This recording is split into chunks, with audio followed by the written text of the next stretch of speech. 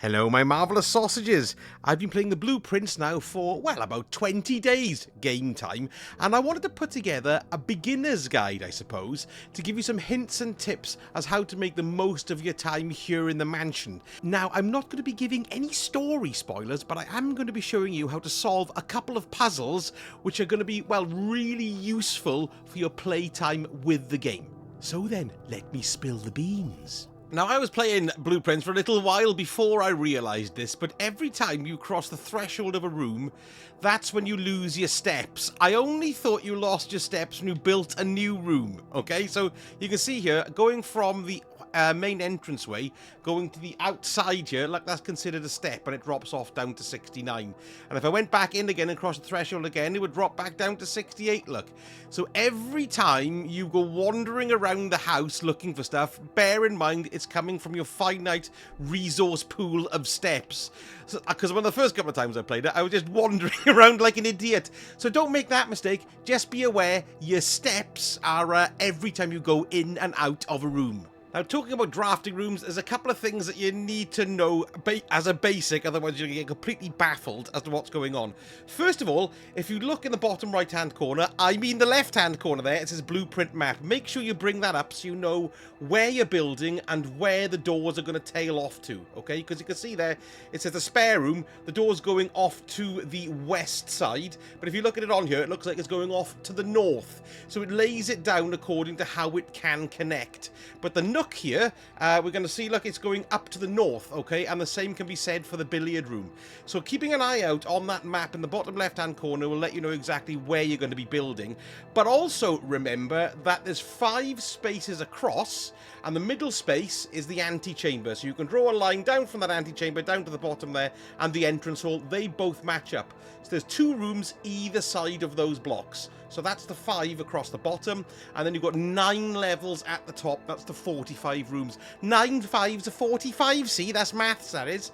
And then the antechamber is where we need to get to try to get to the 46th room. So that's what we're basically trying to do, but of course it throws up loads of puzzles, and of course throws up loads of really interesting story elements as well. I won't be spoiling any story elements at all. And remember, when you're placing rooms, once you place that type of room down, it won't reappear again for that day. So if I stick a storeroom in here, I won't get another storeroom one on these drafts anywhere at all on whatever day I'm on. You've got to wait for the day to reset, and then the draft pool for rooms will restore. So I'm going to stick a storeroom in there, because what I find is that when I'm coming to dead ends and corners, that's the best place to use the doors that only have a single exit. You can see the storeroom here has only got one single exit, and as you get further up the ranks towards the antechamber, you're going to kind of want to need more exits as you're going. Do you know what I mean? You take the 1 exit rooms out of the loot pool as early as you possibly can. I mean, it's not necessarily true that you have to do that, because you might not be able to do it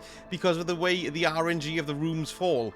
But I do tend to do that when I'm in the corners or on the edges. Another thing to bear in mind when you're going from room to room, once you click on a door, that's it, you're committed to sticking the room down.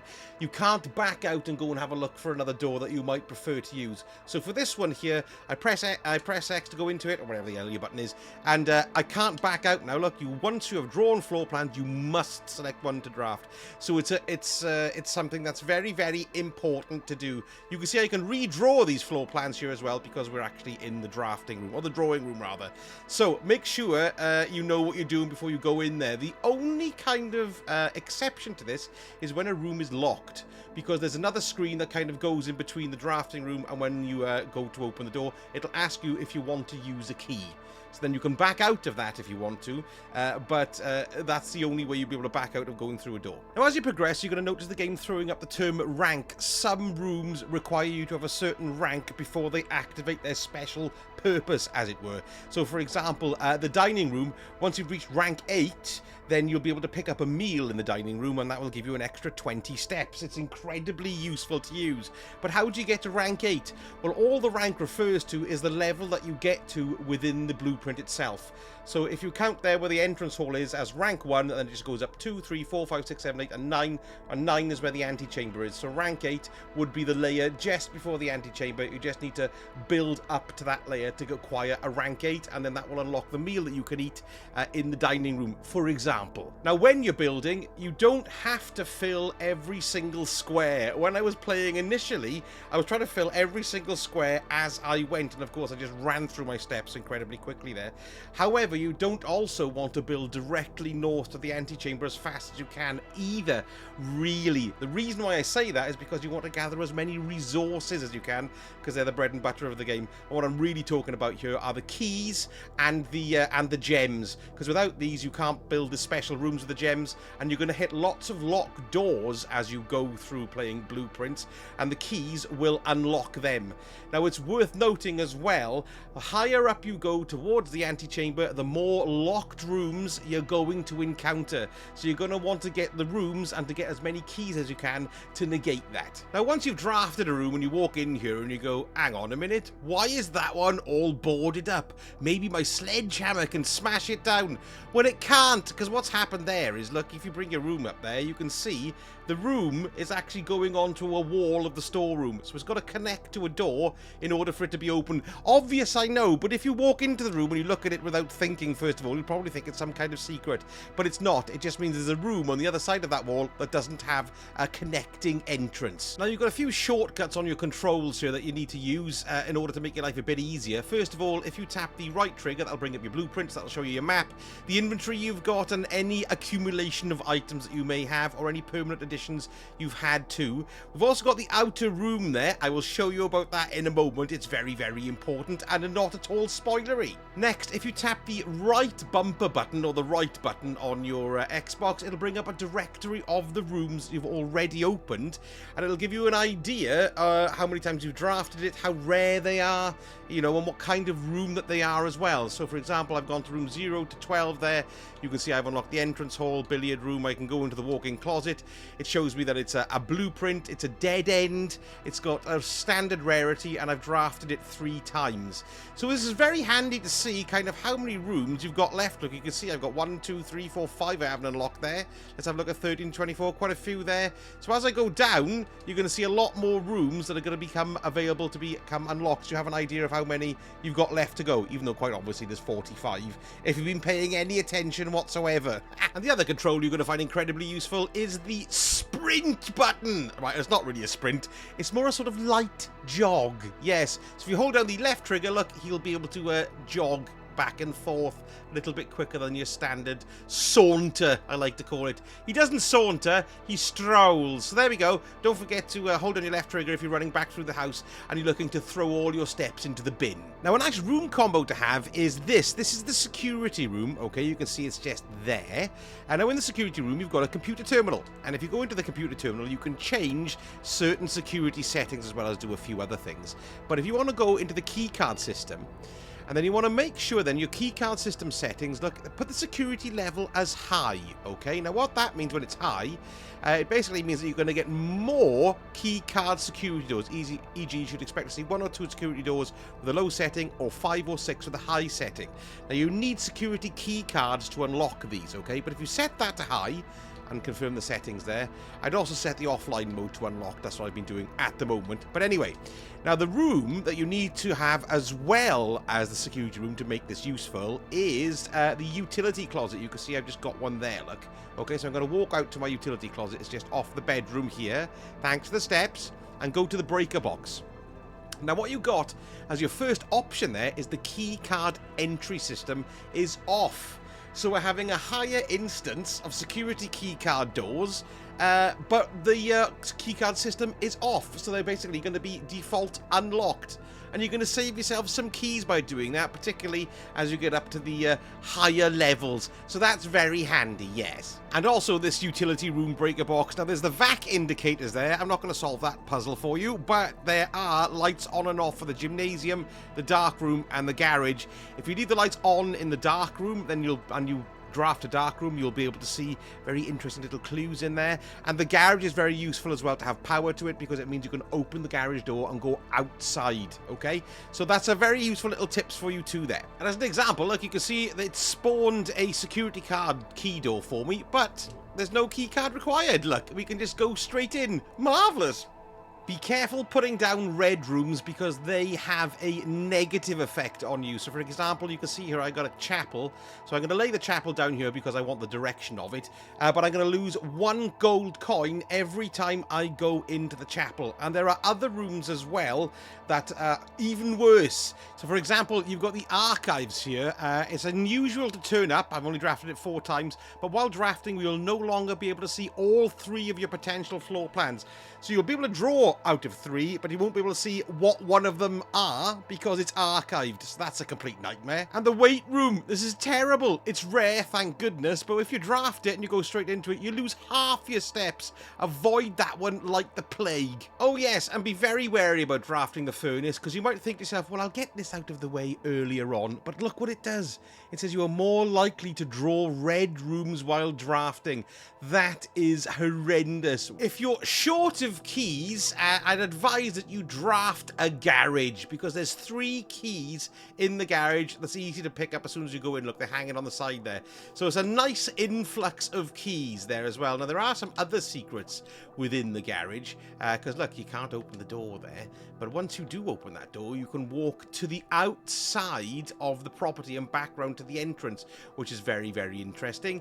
So don't forget to keep that in mind. And also as well, if you are interested, there is a locked trunk on the back of the car here if you do find the car keys spread out around the place. So you do get some extra goodies here. So the garage is a great room to use.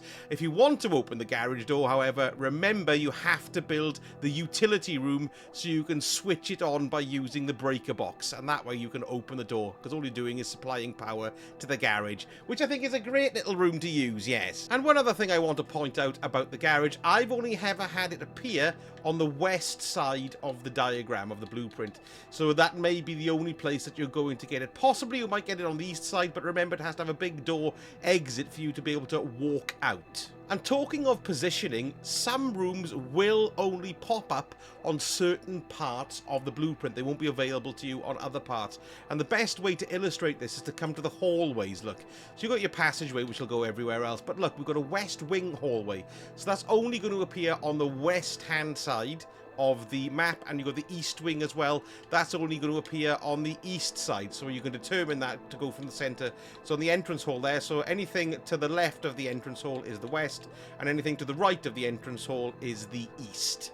Now, every time you start, I would recommend turning around and going outside first of all and going to your right, because down here you can build a separate outdoor room. However, before you can come and access the outside room, you have to be able to go through the west gate. Now, this is only unlocked once you have drafted 2 specific rooms in the mansion. The first room you need to have made is the garage, because that opens the garage door, and as I mentioned, that's only on the west side of the blueprint map. However, in order for the garage door to open, you need to get power to it. And the only way to get power to it is to build one of these. This is the utility closet, because in there's a breaker box and there's an on-off switch, which gives electricity to the garage itself. So you go in there and flick that to on. So once you've created a utility closet, flick the power to on, and then built the garage, you can come out of the actual mansion house itself, walk your way around to the west gate, and then you can unlock it. You come from up here, look, you walk down this path, and then you'll unlock the west gate from this side. And from that point on, you'll be able to come out of here and go and use the room, build stuff. Yes, it's only 1 room you can build here, but they are unique rooms, some of them out here, because they give certain things that might affect the way you play that day. Okay, so let me show you for an example what happens. We come here to the room, so I can do a shelter, I can do a hovel, or I can do a schoolhouse. Okay, so you might think to yourself, well, it adds 8 classrooms to today's draft pool. That might be something that you were looking for. Hovel, special floor plans now cost additional steps. Instead of jewels, so you can purchase things with steps. And then you've got this one called the shelter. Now, I find this one very, very useful because, first of all, it says shelter protects you from the negative effects of the next 3 rooms drafted. So that's well worth picking up, because if you happen to drop an archive, or you drop, not the gym, the dumbbell room, wherever it's called, that you lose half your steps with, it'll stop those effects from occurring. So that's incredibly useful. I'm going to build the shelter out here because I want to show you one other thing in here as well. Here is a puzzle that's just contained within the shelter. So if you don't want to know how to solve this particular puzzle, you can pop over to the next tip. Now, when you come down here to the shelter, you've got a few little interesting bits and bobs here, but what's cool is you've got a time lock safe, okay? Now, this time lock safe, obviously, is opened from a time lock, and you can control it by using this computer. There are computers in certain rooms throughout Blueprints, and, of course, the shelter is one of them, but you've got the time lock safe in here, okay? So if you stick that on here, you can only open it when you set an unlock date. I'll get it out of my gob in a minute. You can use any date and time as long as it's at least 1 hour in the future. So what we need to find out is what today's date is and what the time is.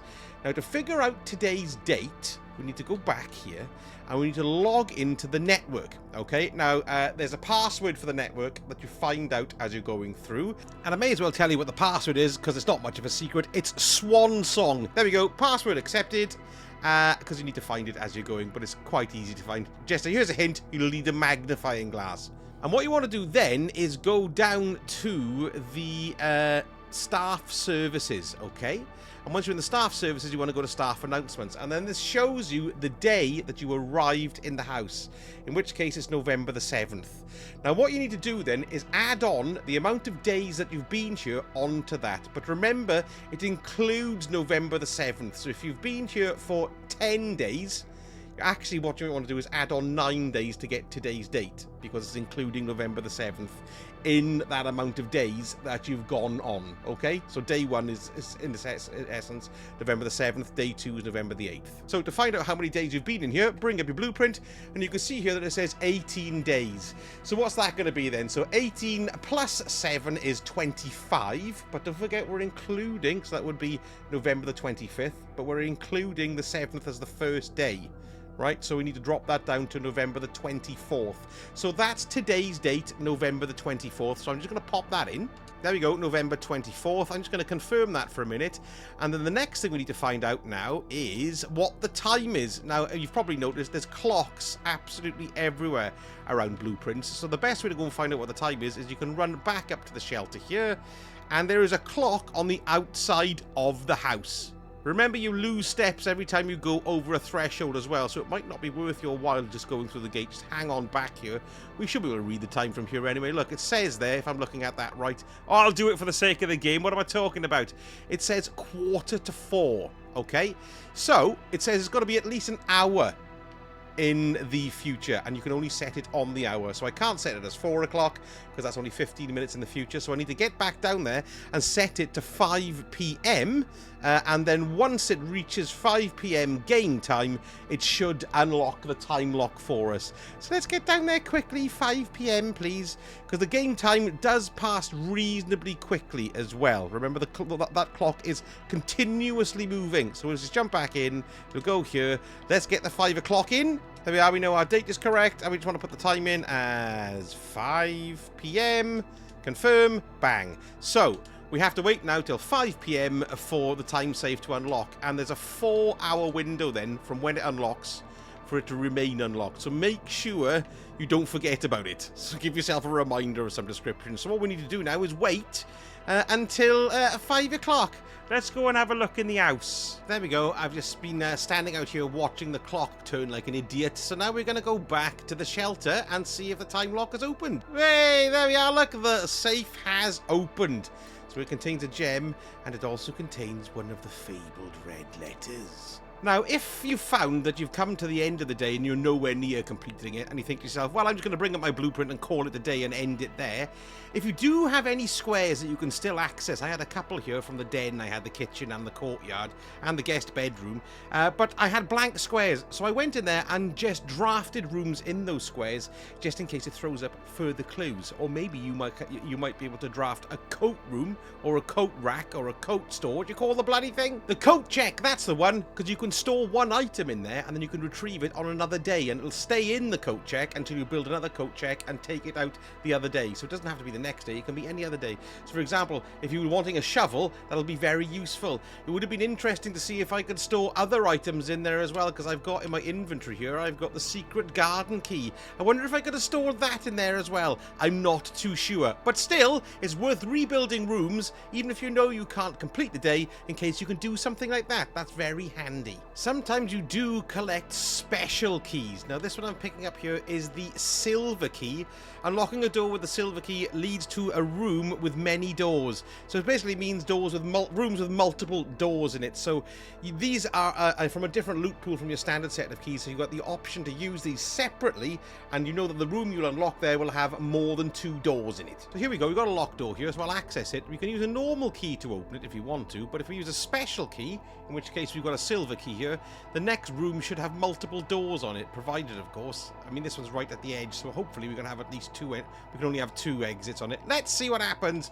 Let's use a special key and silver key and come along. There we go. See, look, there we are. So security 3 doors, conference room 3 doors, gymnasium 3 doors. Very, very handy.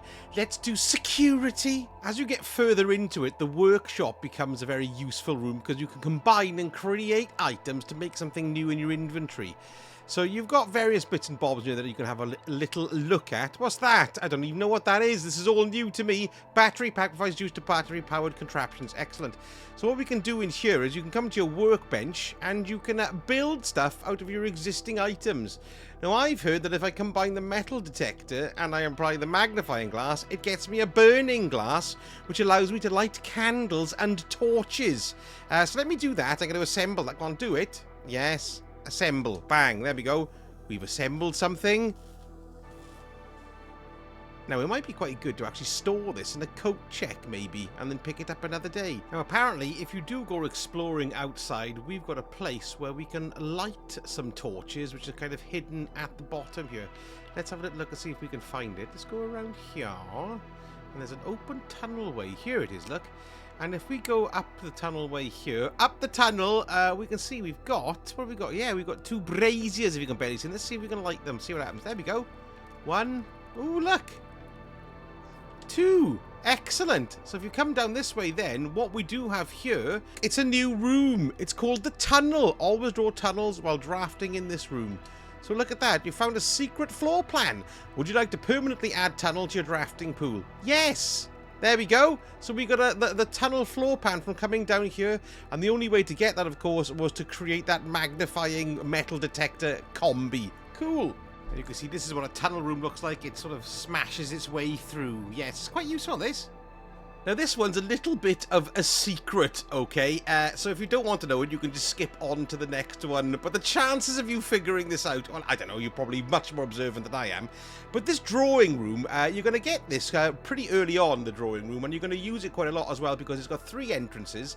And then you may draw new floor plans while drafting in this room. So that means if you're leaving any of the exits, if you don't like the selection of rooms that you've got, you can redraw them. But this painting here in the center, now every time, right, I've just walked past this, but I've just found it out. If you have a little look at this painting, you can see the background, because he's basically been painted in front of that fireplace, look. But if you look very carefully, the 2 candelabras, one of the candelabras, that one on the left, look, has got like a wonky handle. Now, apparently, what this means is that this is a lever, and it reveals something in the room, okay? So, let's go and have a little look and see if we can interact. Look, we can interact with it! There we go, and what that does is it reveals, oh, we've got a safe! And we've got a code to get the safe. Well, that's something else I'm going to have to find out, yes. But I didn't even realise that this secret was there. So it gives you another idea for another puzzle that you've got to try and solve. Great. Thanks, Blueprints. Now, you can see here I've got, well, humorously, I've got 69, 68 now because I keep on dithering on the threshold. But I start each day with 70 steps. Now, if you want to start each day with 70 steps instead of the normal 50, what you have to do is come out here to the courtyard and take a left and go through the open gate. Then you want to make your way down the hill, ignore that gate there, and then you're going to come around to see where you can see your campsite here, okay, which is where you come and have a camp each night, because you're not allowed to sleep inside the house. But there's another door up there as well. I don't know what that is yet, but if you come and walk the little pathway behind your tent, you can see here we've got a gate. Now, this gate is opened, and by opening this gate, that gives you the extra 20 steps per day, and that's there then forever. So now there's a combination on this gate, so let me show you how to get that. Now, the code to open the orchard door is here in the dark room, okay? Now, you do need to have a magnifying glass as well in order to read it, but if you come over to the enlarger here, you can see we've got the orchard photograph, and here comes our magnifying glass. We'll use that. If you go over the tree, look, it'll show you what the actual combination is. It's 1128. That will open the orchard, and that's very, very useful because it gives you 20 extra steps at the start of every day. So you start off with 70 instead of 50. Very useful, that, yes. There are also a few interesting things in here as well, some documents to be read. I won't tell you what they are, but they're well worth coming in here and having a little look. So there you go. There's some tips for you for Blueprints. This is such a brilliant game, and I'm going to play it until I solve it all, or as much as I possibly can. Let me know in the comments if you've got any other hints and tips, because I know I've only covered a very small amount in this video, and there's so many rooms and so many puzzles, and I think the story's magnificent as well.